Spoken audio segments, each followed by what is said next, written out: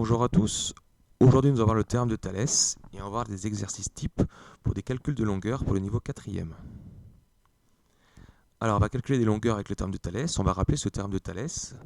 Donc ici, il nous faut trois conditions. Donc si on a un point M qui appartient au segment AB et si un point N appartient au segment AC, et l'hypothèse la plus importante, c'est que les droites BC et MN sont parallèles, alors on a égalité de longueur entre trois rapports. Donc on fait le petit triangle sur le grand triangle, donc où on peut faire grand triangle sur petit triangle.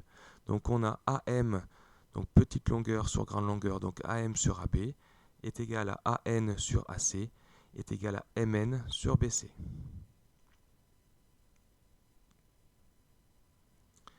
Donc grâce à ce théorème, on peut calculer des longueurs dans ces configurations-là.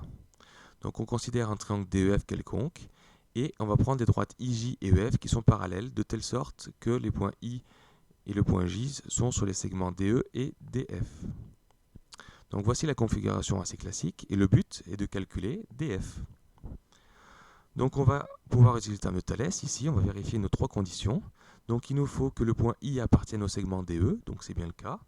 Le point J appartient au segment DF, c'est bien le cas. Et les droites IJ et EF sont parallèles, il n'y a pas de souci, c'est marqué dans l'énoncé.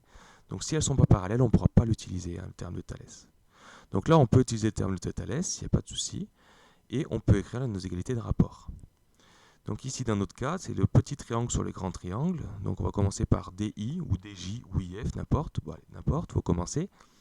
Donc on a égalité de trois rapports. DI sur DE est égal à DJ sur DF est égal à IJ sur EF. Donc une fois qu'on a écrit ça, pour pouvoir calculer des longueurs, il faut remplacer les longueurs qu'on sait déjà dans l'énoncé. Donc ici on remplace, donc on a 2 sur 6 égale à 3 sur DF, et IJ et EF on ne connaît pas. Donc en fait IJ et EF, on ne va même pas l'utiliser parce qu'on ne connaît aucune des deux longueurs. On va se servir de ces quatre nombres ici, donc DF qu'on ne connaît pas. On va pouvoir faire un produit en croix avec ces fractions pour savoir combien vaut la longueur DF. Si vous ne savez pas comment marche le produit en croix, je vous invite à regarder une petite vidéo qui s'affiche en haut là. Donc pour trouver DF, il suffit de faire 6 fois 3 divisé par 2 et qui fait 9. On peut donc conclure que DF mesure donc 9 cm. Donc voilà, on vient de résoudre l'exercice.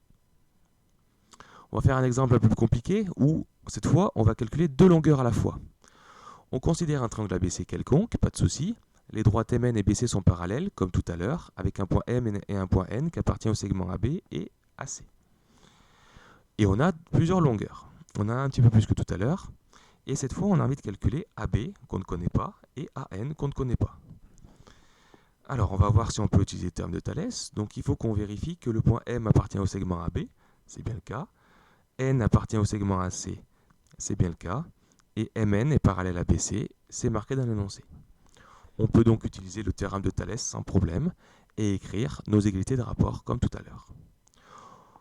Ici, on va pouvoir écrire donc petit triangle sur grand triangle, donc AM, donc petite longueur sur grande longueur AB, donc AM sur AB est égal à AN sur AC est égal à MN sur BC. On remplace les valeurs comme tout à l'heure, on a plus de valeurs et on a nos deux valeurs manquantes ici qui apparaissent, AB et AN. Donc on va commencer par n'importe, on peut calculer n'importe, on va commencer par AB, pourquoi pas.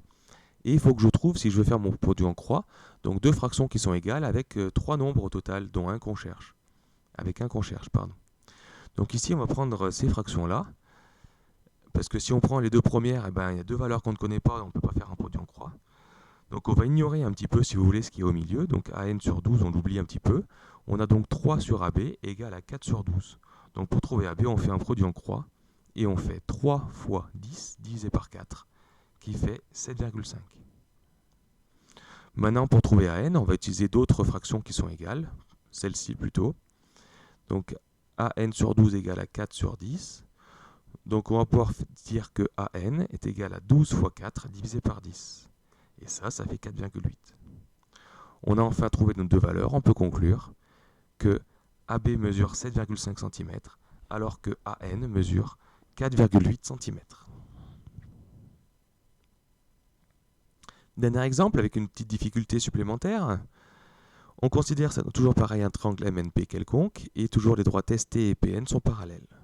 Donc de la même façon ici, sauf qu'il y a un peu moins de valeur et là, il y a la valeur PS ici qui est un petit peu surprenante, qui n'est pas comme habituel. On a envie de calculer une valeur approchée de Mn. Et oui, parce que vous verrez tout à l'heure, en faisant le calcul, qu'on ne va pas tomber sur une valeur exacte, comme dans les deux exemples précédents. Donc comme tout à l'heure, on va utiliser notre terme de Thalès.